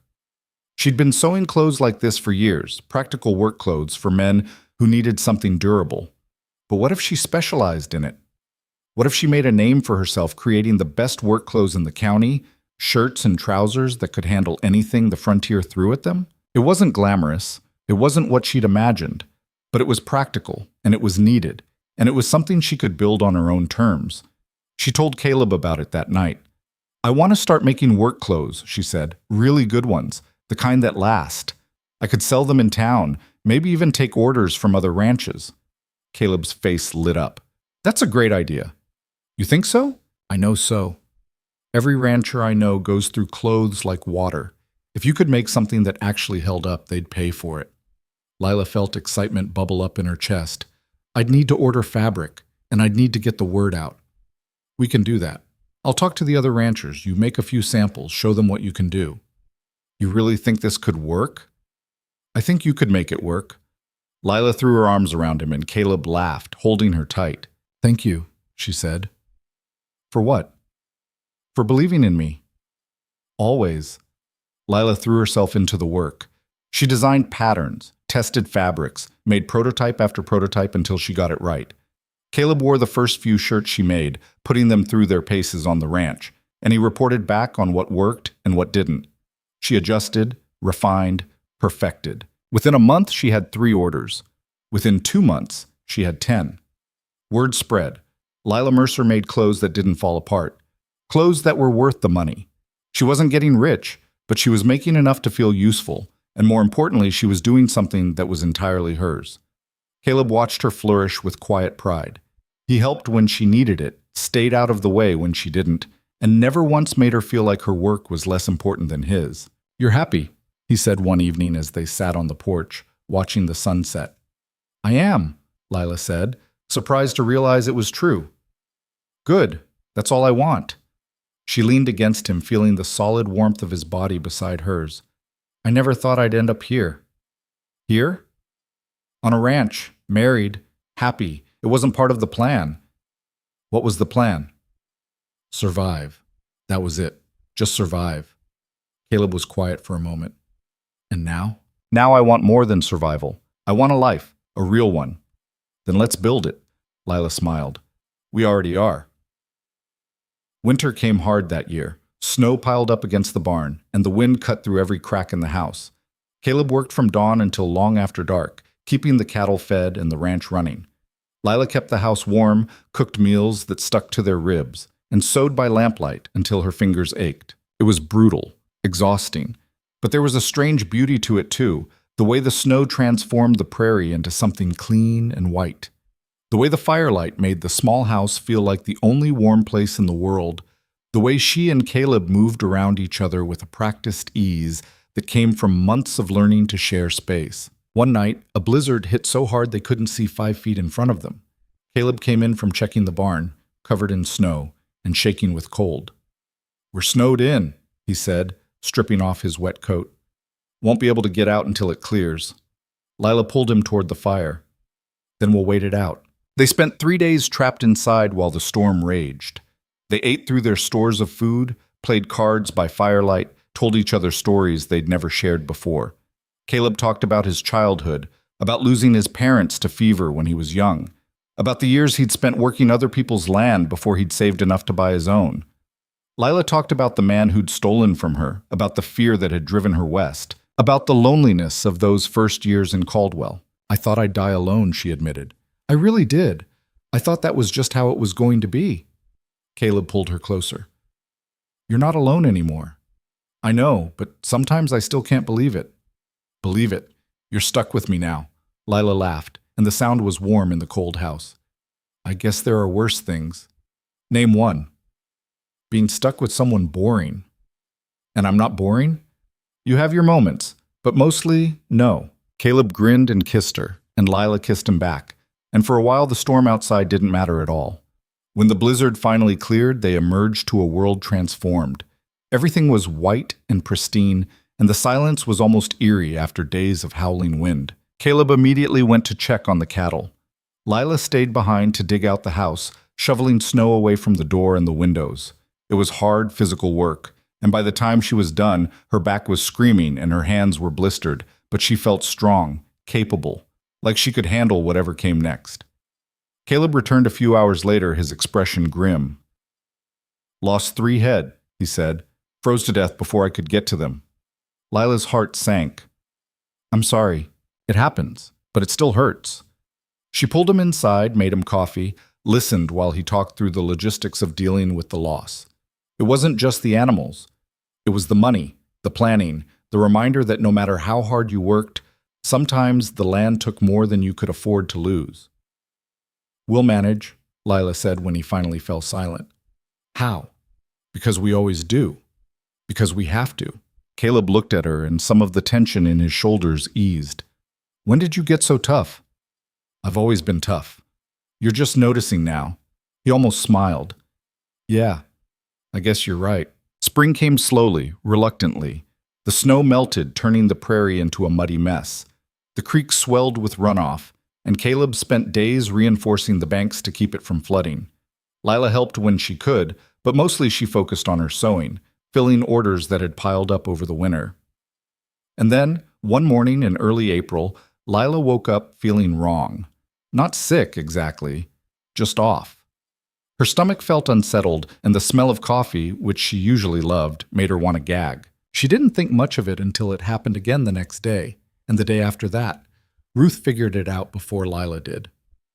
"You're pregnant," Ruth said flatly when Lila rode into town looking pale and exhausted. Lila stared at her. "What? No, I'm just tired." "Uh-huh. And the coffee thing?" "What coffee thing?" "You used to drink 3 cups a day. Now you can't even stand the smell." Lila opened her mouth to argue, then closed it. She did a quick calculation in her head, when was the last time she'd bled, and felt her stomach drop.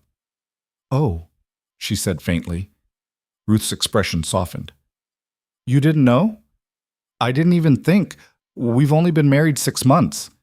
"That's plenty of time, honey." Lila sat down heavily in one of Ruth's kitchen chairs. "I can't be pregnant." "Why not?"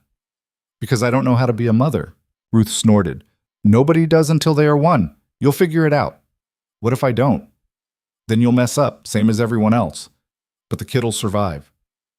Lila looked up at her, panic clawing at her chest. "I'm terrified." "Good. You should be. Being a parent is terrifying, but it's also the best thing you'll ever do, if you let it be." Lila nodded, but the fear didn't ease. She told Caleb that night. They were sitting on the porch, watching the sky turn pink and orange, when she said, "I'm pregnant." Caleb went very still. "You're sure?" "Pretty sure. Ruth thinks so too." He turned to look at her, and his face went through a dozen emotions, surprise, disbelief, and then, slowly, joy. "We're having a baby," he said, like he was testing out the words. "Looks like it. How do you feel?" "Terrified." Caleb laughed, a real, full laugh. "Me too." "You are?" "Yeah. I don't know the first thing about being a father." "Join the club." They sat there, holding hands, and Lila felt the weight of it settle over her. A baby. A whole new life. dependent on them for everything. It was overwhelming and impossible and absolutely real. "We can do this," Caleb said quietly. "How do you know?" "Because we've done everything else, and we've done it together." Lila leaned into him, and Caleb wrapped his arm around her, and they stayed like that until the stars came out. Pregnancy, Lila discovered, was nothing like she'd imagined. She'd expected to feel maternal, glowing, somehow transformed. Instead, she felt sick most mornings, exhausted by noon, and irritable by evening. Her body changed in ways that felt alien and uncomfortable. Her dresses stopped fitting, her back ached. She couldn't sleep on her stomach anymore, which had always been her preferred position, and the fear never went away. It just shifted, became more specific. What if something went wrong? What if she wasn't strong enough to survive the birth? What if the baby was born sick or weak? What if she turned out to be a terrible mother? Caleb tried to help, but there was only so much he could do. He took over more of the physical work around the ranch, insisted she rest more, brought her water and food when she forgot to eat. But he couldn't fix the fear, and they both knew it. "Talk to me," he said one night when he found her sitting on the porch, staring out at the dark prairie. "About what?" "About whatever's keeping you up." Lila was quiet for a moment. "I don't know how to be a mother." "We've been over this. Nobody does." "That's not helpful." "It's the truth." "What if I'm bad at it? What if the baby needs something and I don't know what to give?" Caleb sat down beside her. "Then you'll figure it out. Same way you figured out everything else. This is different." "How?" "Because it's not just me anymore. If I mess up, it's not just my life I'm ruining." Caleb took her hand, his thumb tracing circles on her palm. "You're not going to ruin anything. You're one of the strongest people I know. You survived things that would have broken most people. You built a life from nothing. You can do this." "What if I can't?" "Then I'll be here. We'll do it together." Lila leaned into him, and they sat there in the darkness, and slowly the fear receded just enough to let her breathe. The months passed. Summer came, brutal and unforgiving. Lila's belly grew, and with it came a strange mix of wonder and discomfort. She felt the baby move for the first time in late June, a flutter, then a kick, then what felt like full-on acrobatics. Caleb pressed his hand to her stomach one evening and felt it too, and the look on his face was something Lila would remember forever. "That's our baby," he said, his voice full of awe. "That's our baby," Lila agreed, and for the first time it felt real in a way it hadn't before. She kept working as long as she could, sewing orders and managing the house. But by August, the heat in her size made everything harder. She moved slower, tired faster, needed help with things she used to do without thinking. It was humbling and frustrating in equal measure. Ruth visited often, bringing food and advice, and the kind of practical comfort that came from having lived through hard things herself. "You're doing fine," Ruth said one afternoon, watching Lila struggle to fold laundry. "Stop being so hard on yourself." "I'm useless." "You're pregnant. There's a difference." "I can't do anything." "You're growing a whole person. That's not nothing." Lila sat down heavily, exhausted from the minimal effort. "I hate this. I hate feeling weak." "You're not weak. You're just carrying extra weight, literally." Despite herself, Lila smiled. "I suppose that's one way to look at it. It's the only way. Now drink some water and stop acting like pregnancy is a character flaw." Ruth's visits kept Lila grounded, but there were moments, long, quiet moments, when Caleb was out working and the house felt too empty, when the fear came back, stronger than ever. What kind of life was she bringing a child into? The frontier was harsh, unforgiving. Disease, accidents, droughts, winter storms, any one of them could kill. And even if they survived all that, what kind of mother would she be? She'd never had a good example. Her own mother had been cold, distant, more concerned with appearances than affection. What if Lila turned out the same way? She brought this up to Caleb one night, her voice shaking. "What if I'm like her?" Lila asked. "What if I don't know how to love this baby the way I should?" Caleb pulled her close. "You already love this baby. I see it every day. The way you rest your hand on your stomach when you think I'm not looking. The way you've been planning and preparing. That's love, Lila." "But what if it's not enough?" "It will be. Because you're not your mother. You're you. And that's exactly who this baby needs." Lila wanted to believe him. Most days she almost did. The baby came in early September, on a morning that started like any other. Lila woke with a dull ache in her lower back. She ignored it, assuming it was just the usual discomfort of late pregnancy. But by mid-morning, the ache had sharpened into something that made her catch her breath. "Caleb," she called. He was at her side in seconds. "What's wrong?" I think it's time." His face went pale, then determined. "I'll get Ruth." "Don't leave me. I have to. You need help, and I can't do this alone." Lila gripped his hand so hard her knuckles went white. "Then go fast." Caleb rode to town like the devil was chasing him. He returned less than an hour later with Ruth, who took one look at Lila and immediately took charge. "Get me hot water and clean towels," Ruth ordered, "and then get out." "I'm not leaving her," Caleb said. "Yes, you are. This isn't something you want to see." "I don't care." Lila, caught in the grip of another contraction, managed to gasp. "Stay." Ruth looked between them, then sighed. "Fine. But if you faint, I'm leaving you on the floor." What followed was the longest day of Lila's life. Pain like she'd never experienced, wave after wave of it, until she couldn't think, couldn't breathe, couldn't do anything but survive from one moment to the next. Caleb stayed beside her the whole time, holding her hand, wiping her forehead, murmuring encouragement that she barely heard. Ruth worked with calm efficiency, guiding Lila through each stage, never once showing doubt or fear. And when the baby finally came, screaming and red-faced and furious at being born, Lila felt something shift inside her chest, something fundamental and irreversible. "It's a girl," Ruth said, wrapping the baby in a clean cloth and placing her in Lila's arms. Lila looked down at the tiny, wrinkled face, and the fear that had haunted her for months simply evaporated. This was her daughter, hers and Caleb's. And in that moment, Lila would have fought the entire world to keep her safe. "She's perfect," Caleb said, his voice rough with emotion. "She's angry," Lila said, but she was smiling through her tears. "Listen to her." The baby was still crying, her small fists waving in the air. Caleb reached out and gently touched one tiny hand, and the baby's fingers wrapped around his thumb. "She's strong," he said. "Good. She'll need to be." They named her Anna, after Caleb's mother. She was small but healthy, with dark hair and eyes that would eventually turn the same pale gray as her father's.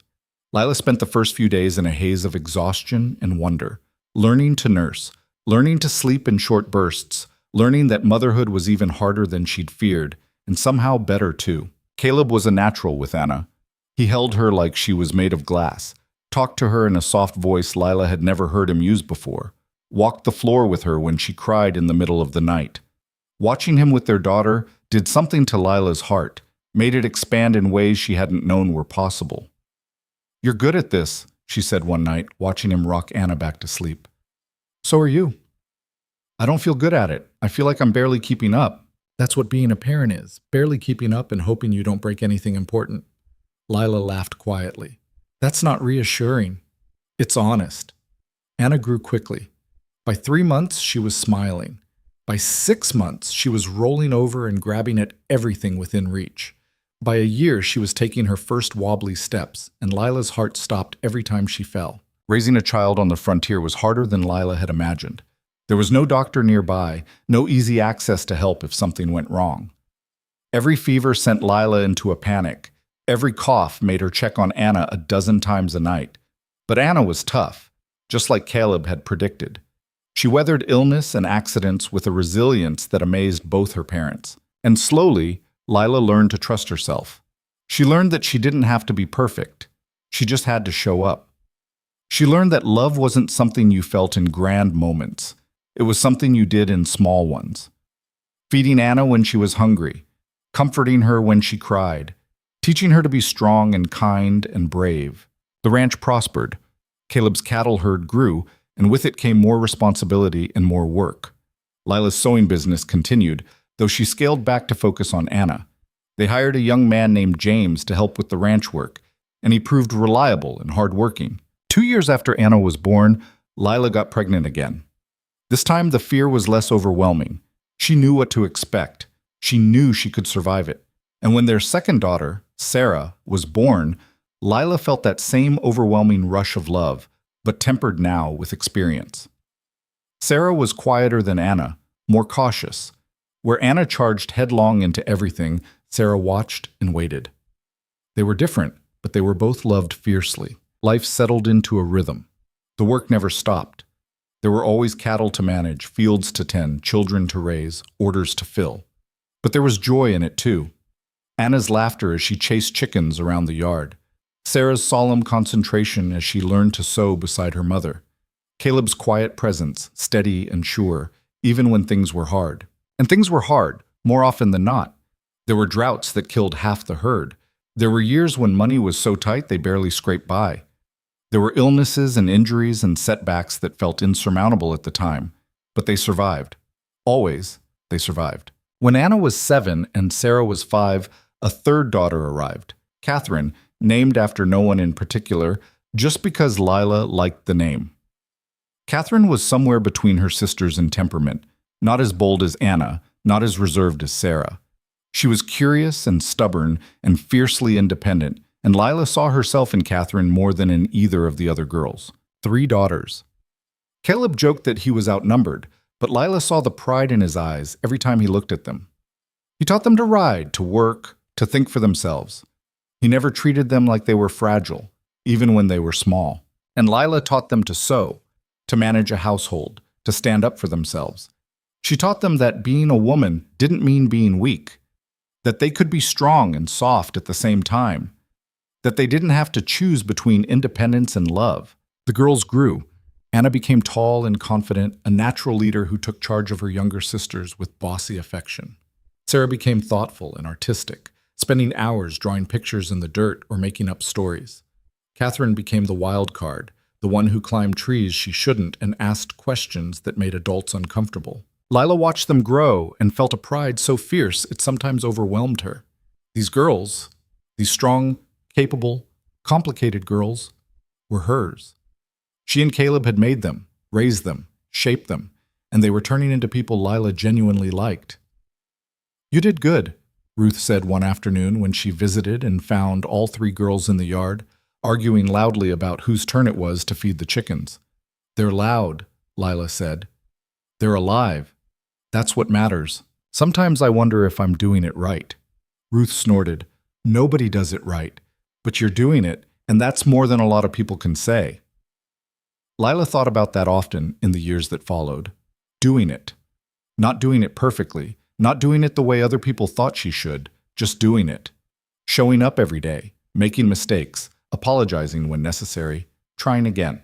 That was what marriage was too, she'd learned. Not some fairy tale where everything was easy and perfect, but a daily choice to stay, to work, to love even when it was hard. She and Caleb still fought. Not as often as in the early years, but enough. They fought about money, about how to discipline the girls, about whose turn it was to deal with a problem neither of them wanted to handle. But they'd learned how to fight without destroying each other. They'd learned to apologize, to compromise, to let some things go. And underneath the fights, underneath the daily grind of work and worry, there was a foundation of trust and affection that had only grown stronger with time. One evening, when Anna was 12, Sarah was 10, and Catherine was 7, Lila and Caleb sat on the porch, watching the sunset. The girls were inside, supposedly getting ready for bed, but more likely fighting over who got the larger blanket. "You ever regret it?" Caleb asked. "Regret what?" "This. Me. All of it." Lila looked at him, surprised. "No, never. Why?" Caleb shrugged. "Just wondering. Sometimes I think about that day I walked into your shop and asked you to make a wedding dress. How crazy it was. How you could have thrown me out and never looked back. I thought about it. I know you did. But I'm glad I didn't." "Me too." They sat in comfortable silence, and Lila thought about all the years between that first meeting and this moment. All the fear and doubt and hard work, all the joy and laughter and small victories. It hadn't been easy, but it had been worth it. "I love you," she said. Caleb smiled. "I know, you tell me every day. Because it's true every day." He reached over and took her hand, and they sat there until the stars came out, listening to their daughters' voices drift through the open window. The years continued to pass. The girls grew into young women. Anna tall and striking, Sarah gentle and creative, Catherine fierce and independent. Caleb's hair started to gray at the temples. Lila found lines around her eyes that hadn't been there before. The ranch grew too. They bought more land, hired more help, built a second barn. Lila's sewing business became well known throughout the county. People came from miles around for her work clothes, and she trained 2 young women from town to help with the orders. Anna was the first to leave home. At 18, she married a young rancher from the next county over, a good man who reminded Lila a little bit of Caleb. Lila cried at the wedding, overwhelmed by pride and loss in equal measure. "She'll be fine," Caleb said, holding her as they watched Anna ride away with her new husband. "I know, but she's still my baby." "She'll always be your baby. Distance doesn't change that." Sarah left 2 years later, not to marry, but to teach at a school in Wichita. She'd always loved learning, loved books, and Lila was proud of her for choosing her own path even if it meant being alone. Catherine stayed the longest. She had no interest in marriage, she said. She wanted to run the ranch with her father, to work the land, to build something. Caleb was thrilled. Lila was secretly relieved to have one daughter who wasn't in a hurry to leave. But even Catherine eventually found someone, a quiet, steady man named Daniel who worked on a neighboring ranch. They married when Catherine was 23, and unlike her sisters, she didn't move away. She and Daniel built a house on the far edge of Caleb's land and ran their own small herd. Lila was 52 when the last of her daughters married. She and Caleb were alone again for the first time in over 20 years, and the house felt too quiet. "What do we do now?" Lila asked one evening. Caleb looked at her. "Whatever we want." "I don't know what I want." "Then we'll figure it out. Same as always." They did figure it out, slowly. They traveled a little, just to Kansas City once, to see what all the fuss was about. They didn't care for it. Too crowded, too noisy. They preferred the wide-open spaces of home. They spent more time together, rediscovering each other without the constant demands of children and work. They took long walks along the creek. They sat on the porch in the evenings, not talking, just being. And gradually, Lila came to appreciate this new phase of life. The quiet, the freedom, the chance to just be Lila and Caleb again, not mom and dad, not the rancher and his wife, just 2 people who had chosen each other a long time ago and kept choosing each other every day since. Grandchildren came. Anna had 3 boys, wild and reckless. Sarah had twin girls, quiet and bookish. Catherine had 1 daughter and 2 sons, all of them tough as nails. The ranch that had once felt too quiet became loud again on Sundays when everyone gathered for supper. Lila watched her daughters with their children and saw herself reflected back, the worry, the exhaustion, the overwhelming love. She offered advice when asked and bit her tongue when it wasn't. She was a better grandmother than she'd been a mother, she thought. More patient, less afraid. "You were a good mother," Caleb said one night when she voiced this thought. "I made a lot of mistakes. Everyone does. But you loved them. That's what mattered." "I hope so. I know so. Look at them. Look at the women they became. You did that." Lila felt tears prick her eyes. "We did that." "Yeah, we did." Caleb started to slow down in his 60s. Nothing dramatic, just a gradual decline. He couldn't work as hard or as long. His back hurt more. His hands weren't as steady. He hated it, Lila knew, but he accepted it with the same quiet grace he'd approached everything else. They hired more help. They let Catherine and Daniel take over more of the day-to-day operations. And slowly Caleb transitioned from working the ranch to simply being part of it. Lila slowed down too. Her eyes weren't as sharp and she had to squint to thread a needle. Her fingers ached on cold mornings. She stopped taking new orders and focused instead on teaching her granddaughters to sew, passing on the skills she'd spent a lifetime perfecting. One evening, when Lila was 67 and Caleb was 69, they sat on the porch as they'd done thousands of times before.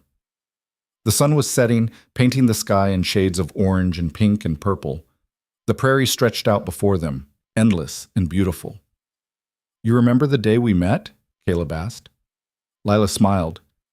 "You walked into my shop and told me to make a wedding dress for a woman who didn't even know she was getting married. I knew. You were insane. I was right. Yes, you were." Caleb took her hand, his grip still strong despite the years. "I'd do it all again, every bit of it. The fights, the fear, the hard times. All of it. Just to end up here with you." Lila felt her throat tighten. Me too. You sure? I wasn't exactly an easy husband. Neither was I an easy wife. That's fair. They sat there as the sun disappeared below the horizon, and Lila thought about everything they'd built together.